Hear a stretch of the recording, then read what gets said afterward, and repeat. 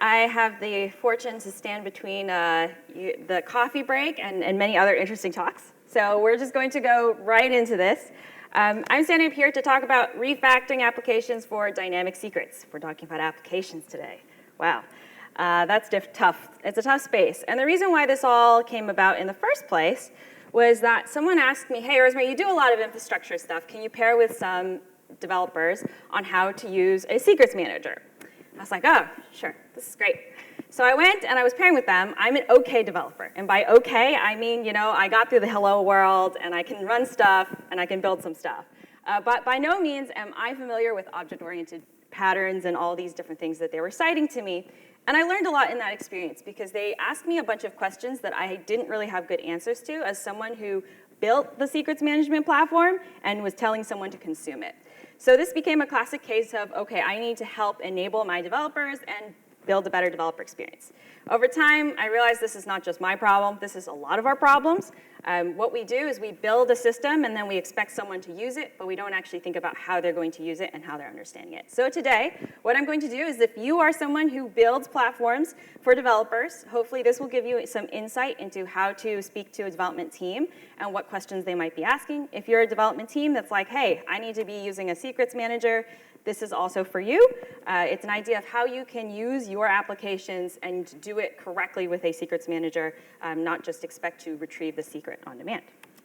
All right, so let's get started. Ugh. I think I had to switch this. OK, so when you inject a secrets into an application, you can do it one of two ways. The first way is by environment variables. This is pretty cool. It's the standard way that we've done this in the past. And for the most part, it works, right? You define your environment variable, usually in a number of platforms. By this point, they've defined certain environment variables. You set them, and it auto-configures for you, and you inject that secret. So you run the environment variable, inject it, and you run the application after that. The other way that we've been doing it is with a file-based approach. The idea is that you store the secrets in a file, and your application reads the secrets from the file. Now, there's a caveat to this. Notice I put encrypted up there. We all know that base64 decoding is not encryption.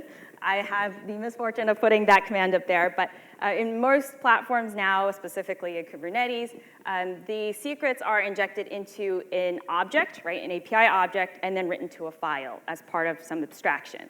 Unfortunately, sometimes these abstractions do not encrypt the password. So the result is that you are going to have a plain text password get passed into the API object, and then in the file it's plain text. Now, file-based approach is secure to a certain degree. It's hinged upon someone not compromising the host that it's on. So for the most part, you can go with one or two ways. You can go the environment variable or file-based route. Both of them have similar problems. But the big important thing about the file-based approach that we have today is that if you're using an orchestration platform, you don't have a guarantee that those secrets are encrypted and protected. You have to usually do some kind of manipulations on that secret to ensure that you're protecting it. So let's go to the next important piece. When you inject a secret into an application, a secret is often going to be changed at a certain cadence. If you're lucky, you maybe go in and you change it every 30 days. Oftentimes, we just sort of define it once and never redefine it until that secret is compromised or until we've got notice that we need to change it. So 30 days, I think, is a pretty standard one for a lot of the user passwords. But for applications, it can be even a longer cadence or a longer life cycle for a secret. So oftentimes, when you add a new secret, you have to add it into the application, or you have to reload the application in response. However, there are some people who said, OK, well, we want to be even more careful with our secrets. Being even more careful means we rotate it every day. Some people who have done this have mentioned to me that they do this as a compensating control. The ephemerality of the secret is so short that if it is compromised, someone only has temporary access to a system for, let's say, a day or an hour, and then they get a new set of credentials.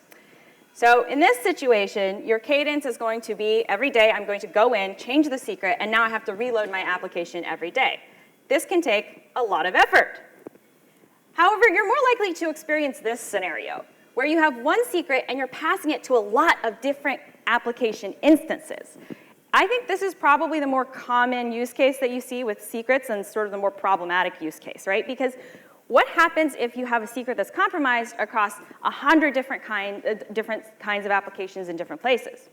Well, you do what I call Plan R. You find and replace every instance that you've just found that secret. And find and replace is fine for maybe 1 or 2 applications, but when you've got hundreds of applications with different sets of secrets everywhere, it becomes really difficult to maintain.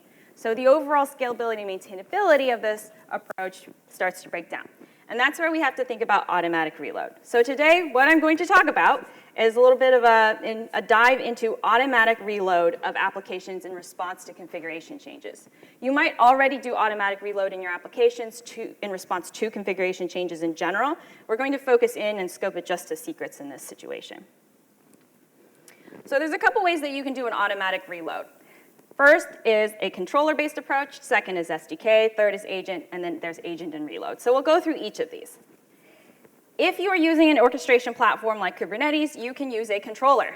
A controller is great because it's low refactor in general for your applications, and it's usually something that you can kind of download somewhere or use open source, load it into your cluster, and it will inject secrets for you. So it will go to a secrets manager, retrieve that information, pop it into your cluster or your orchestration platform. The downside of the controller, it's runtime specific. Sometimes the secret may be plain text, and this is something that we've been debating quite a bit, right? How much should the controller know? How much should the controller be doing when it retrieves the secret from a secrets manager and then puts it into the cluster? The second, which I'll show live, is SDK. Unfortunately, is kind of broken, but we'll walk through the code. The SDK approach is basically write it in code. Write all of your automatic reload logic in code. Now, you can do it in Bash, you can do it in any kind of language you want. Thanks for the tips from other folks, but today I'm going to be showing it in Java because that's the one that I get requested the most. With an SDK, it minimizes the disruption to the code because you get to customize how your code reacts to a changed secret in a secrets manager. The other thing that's important about an SDK, however, is that you do have to refactor and test that code. If you're not so familiar with writing code to a third-party service and testing that code against a third-party service that you're not going to be controlling, this is a very high-effort approach. But it is secure in that the secret is in memory. So I'll show that now. Hopefully, unfortunately, it is not working. So I will show you the implementation, though, and that way you get a sense of what this looks like. All right, so I'm showing a Java application using Spring Boot. One of the things that you can do in Spring Boot is use an SDK that's already available called Spring Cloud Vault Config. If you are in a programming language that does not have an SDK, there are some things that you'll have to do yourself, and I'll talk about some of those pieces. But the important thing is that I would abstract this into its own library. Oftentimes, you're going to be using this across multiple applications. So if you're planning to do the SDK-based approach, you might as well use the Vault SDKs that are available in the programming language of choice, but build additional logic to handle the retrieval and injection, and then ultimately reload of application upon a secret change. So when you use Spring Cloud Vault Config, you're going to use the library, and that's pretty much all you do. I think the library and the community around it makes it really simple. There are additional configurations that you'll have to include, and those are mostly just as a note. If you have secrets that you need to retrieve from a specific secrets manager, oftentimes you will be retrieving from certain API paths or certain identities or IDs that are available. So in this case, we're using HashiCorp Vault, which is the open source secrets manager. But similarly, there's a lot of other libraries that are available that will allow you to retrieve information from specific API paths or associated secret identifiers. So in this case, one example of this is that I needed to retrieve information about my database password and username. In this application, I'm going to use this configuration to retrieve it from the payments database API. So what this is effectively saying is I'm going to put all this configuration in here. There is no secret. You'll notice there's no Spring data source username, Spring data source password. It gets automatically injected for me as part of this library. So if you decide to make your own library to do this, one of the things that you'll need to do is, first of all, standardize where it's going to retrieve the secret from. If it's from AWS Secrets Manager or Azure Key Vault, any of the other secrets managers available out there, you're going to need to know what identifier needs to get passed in, and make sure you structure the access so that your application has sufficient access to retrieve that information as well. And then the automatic injection in here is kind of nice as a config, but oftentimes you'll find that in some situations you may actually have to retrieve that, store it into a variable in your application, and then run the application. So there's a couple ways to do that. The other important thing that you'll need to think about from an implementation standpoint is how you're going to use the secret. In the case of Spring Boot, you can inject it into Spring Data Source username and password as config, and it gets picked up by the application automatically. So it creates this data source set of properties and injects it into the data source. In other programming languages, what you're going to find is that you're going to have to take these properties and save it somewhere, as I mentioned before, whether it be username, password, some kind of token. You could store it in a file, but at the end of the day, you're already using it in memory, so you might as well store it into a variable. The other thing that is important to note is if you're doing encryption in your application, this is somewhat important for applications that might be encrypting data in the application itself and then storing it. You do have to directly interface with your secrets manager. So in this case, I have to directly interface with Vault. I'm using a Vault library to retrieve some of the information about an encryption key and then injecting it and adding it to all of my logic in the application with respect to storing data. So again, this is not fully decoupling you from a secrets manager. If you're an application team or you're working with an application team that doesn't want to refactor their application, this is the approach that you probably want to think carefully about. Mostly because if you don't give the right interfaces and abstractions away from the secret manager, then the application will be heavily dependent on how the secret manager behaves. So it's nice because a lot of this community library handles the reload of the secret. So if a secret changes upstream, then the application will change as well. Well, application will reload. However, if you are implementing this yourself, a colleague of mine took this challenge and said, I'm going to try to implement this myself. It requires a separate thread for you to pull information from this API endpoint or the API endpoint of your choice. Check if there's a difference in the secret manager. And the most important thing, disconnect any connections that you have to a source or to a target, and then reload them. So the most important thing, I think, in the case of Spring is that you do have to set something called refresh scope. So this data source not only retrieves the username and password properties to connect you to the database, you also have to reload your database connections. So anything you do with respect to dynamic reload or automatic reload of your application, and you want to do it gracefully to minimize disruption, it involves resetting all of the sources you have set to your targets. So that's something important to recognize. So that is an SDK approach. The next approach, I think, is a little bit more sustainable if you don't want to invest in a refactor effort, and that's the agent. The agent is a lower refactor in that you don't have to touch anything in the application code necessarily, right? You don't have to say, I'm going to go in, add all these interfaces, download these dependencies, have my application teams make broad, inject broad set of libraries into their applications. So the thing about the agent is that you want to think about running a separate process. I'm going to pause for a second because everybody has to mull that over. Usually the question I get is, why do I want to run a separate process, yet another separate process, right? When you're running applications, oftentimes you'll find a million sidecars if you're using the container approach, or you're going to find that you have monitoring agents galore on a virtual machine. The agent-based approach is something that decouples your code from the retrieval and changes in a secrets manager. So you use the agent to have all the logic required in order to retrieve information about a given secret and then pass it into the application. The way to think about doing this is secret in file. What this will allow you to do is template the secret to a file, and the file is going to be consumed by the application. So I do actually have this one working, I think. Let's double check. Live demo? OK. All right, so it is working. The way that this one works is that in a number of secrets managers, they don't necessarily offer this directly, but what you'll find is that there are a series of commands that you can embed into a separate process. So in the case of Vault, which is the secrets manager we're using today as an example, there's something called Vault Agent. What Vault Agent does is it handles the retrieval of the secret and then puts it into a file. Wow, great functionality, but it's very useful. So the way to think about doing this is setting a config file that defines the kinds of templates you want. This is a very long template, but what we're going to really focus on is that there's a set of database properties. This set of database properties is going to look a lot like the Spring properties we had before. Data source URL, data source username, data source password. This is something that if you are a development team that's using a specific framework, you're going to be familiar with your specific configuration file. So if you're using something like .NET, or ASP.NET specifically, you're going to have something like appsettings.json that might be something you're familiar with.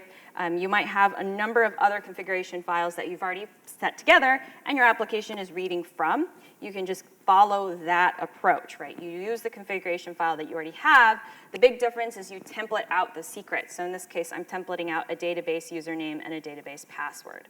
So the file-based approach is really convenient if you have a number of programming language frameworks and you expect to do this file, that you already do this configuration file retrieval. If you're doing environment variables, there's a little bit of a trick to doing it. If you're doing environment variables, what you can do with a file-based approach is add a file that's like something like PG password, right? And then you can have the same kind of approach where you template the password in. And this allows you to read the password from the environment variable. So what you'll do is you'll export, let's say, a PG password. You'll template this first, and then eventually you'll do source your file, and then pass it into your application. So this is one way that you can get around the environment variable approach. So if your application is using environment variables that hold secrets, what you can do is source the file and then pass that in to your application command. There's some fancy manipulation you'll have to do specifically to the entry point or to the arguments if you're using a container. But if you're using a general, like a process or something, you might be able to actually template this out on a virtual machine into a file, and then if you're using a systemd file for your application, you would read that from the environment. So that's a short way of doing file-based approach, but mixed it with environment variables. And in this case, I do have an application running in a container, and I've actually done this same approach, right? What I'm doing is overriding the command by retrieving what is a vault token. A vault token allows me to authenticate to my secrets manager in this case, and then I'll inject it as an environment variable into my application. So for the most part, I don't have any real awareness in the application of the secret. I only really know that the environment variable or file stores those secrets for me, and I don't have to change much on the application side. However, the bigger problem is that if I wanted to reload this application, I might have a couple problems. The first thing is that maybe my application doesn't know the secret changed, right? Some application frameworks know that the file's changed, but many application frameworks do not have the ability to detect the file change and then dynamically reload. So what you have to do instead is initiate from the agent side a command in order to reload the application. And there's a couple ways that you can think about doing this. The first is that if your application responds to certain system signals, you don't have to worry about reloading. So let me see if I can pull this up. Kubernetes. I'm going to pull up a Kubernetes example, but this applies even if you're on virtual machines or any other runtime. So for example, what happens is that when I run my application, I'm also running the agent side by side. So it's a separate process running with the application. But the important thing is that the agent is going to reload itself to understand, okay, there's a secret changed, create a new file with the new secret, and then issue a sig term to the application. This is not the most, let's say, elegant approach in some ways because you are not gracefully disconnecting all of your database connections. Instead, you're saying, okay, terminate the application, and the application is left to its own devices to figure out whether or not it should reload all these connections, right? So this is one way you can do it. There's been a big question that's around this approach. Will it cause problems? Will it disrupt my application? Will it disrupt things that are happening to my application and processing these requests? Well, there's two considerations to this. First, if you're running, theoretically, enough of these instances, you shouldn't have a problem. It should be a rollout, a gradual rollout. in any of your container orchestration frameworks, although I can tell you from experience and practical experience, that's not always the case. There is some disruption, and partly because there's a second part to this, where the application itself responds to the signal to terminate very differently, right? Some frameworks are just going to immediately close down. Other times, the minute they get that signal, they'll wait to terminate gracefully across all of these different connections. So one thing to consider is that your application needs to be able to handle any kind of system signal that's being passed in. All right, so finally, there's the last of it, and the last of what I'll talk about today. The agent and reload. So the agent and reload capability is a little bit of a mixture of the agent as well as embedded reload from the SDK. And the reason why is this probably minimizes disruption overall from the application's perspective. The downside is that this is really framework specific. Not all frameworks support this, and not all programming languages will be able to do this unless you add the logic in yourself. So this is a mixture of SDK and agent, and I think from a refactor standpoint, you might find there's a little bit of a refactor, but there's a bigger gain in terms of just making sure that that application is still available. So there's a couple frameworks that I do know that do support this. So ASP.NET will do this. If your app settings changes, then you can have the application itself reload. So it does a live reload. Spring Boot does this. There's a couple other sort of caveats to doing these approaches. Some frameworks you will kind of have to write it yourself. So Python is one of these situations. If you're doing something like Rust and Go, you will also have to do do the code to reload itself. So I will show you what it means to reload the application gracefully without doing a termination signal. The most important thing is to use an API. One of the things that you can do, and probably the easier way to implement this in your own programming language, is to use an API endpoint to do this reload. And the reason why the API endpoint to do this reload is very helpful is that then your agent can say, hey, I recognize there's a new secret available. I'm going to tell my application that it needs to reload. So in this case, I'm using something called the Spring Boot Actuator. It is an external library that you have to include in your application.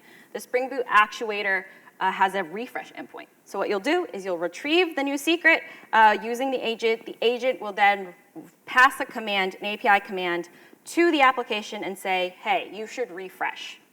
The most important part of this refresh sequence is that you have to annotate in your application where you want it to refresh.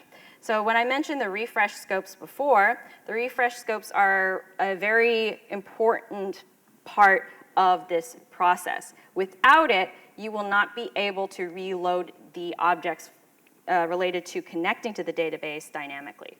So for example, I'm adding refresh scope as an annotation, and what this does is terminate all of the connections to the database, gracefully waits for all of these things to complete, and then it reloads the data source related to the database connection. Similar approach happens to my own custom payment processor.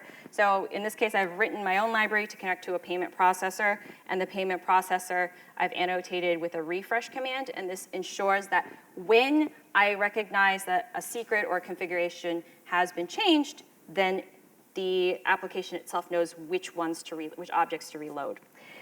So this is the nice annotation that you get if you have Spring Boot. For all other kinds of programming languages, you may have to put this in yourself. So if you put a refresh endpoint or you put a reload endpoint on your own application, you might consider, okay, I'm only going to reload this data source. I'll reload all data sources or all of these clients that are connecting to different places whenever I detect a new username or a new API token or whatever secret that you're passing in.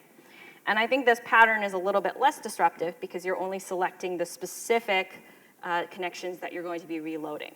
There is, again, some disruption because you're waiting for certain connections to terminate, and this application is not fully available for that period of time, but you do ensure that you're minimizing the overall disruption that a changed secret has on your application. Yeah, I'll go back to this here. But you might ask me, Rosemary, is it even worth doing automatic reload for secrets management? And my answer is that it depends on if you are using a secrets manager and how often you plan on changing those secrets. If you are using a pipeline to push your secrets out to a secrets manager, well, it might not matter that much, right? You might just say, every time I change my secret, I know that my application must be reloaded. And that's perfectly fine.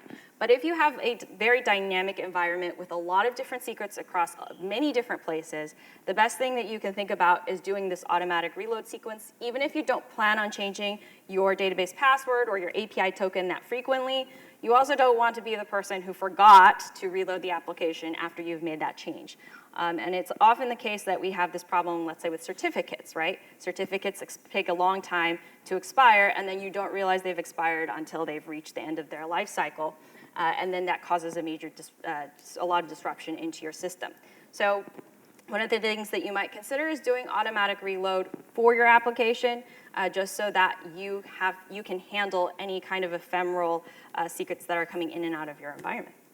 With that, if you have any questions, you can always ask me. There is an example of this code online, so you can check it out there. If you want to reverse engineer it, look at it, check it out, let me know. I'd be curious to hear your thoughts. And with that, if you have any questions, you can always reach me at DevOps Days outside. So I hope you have a good one, and enjoy the rest of the afternoon.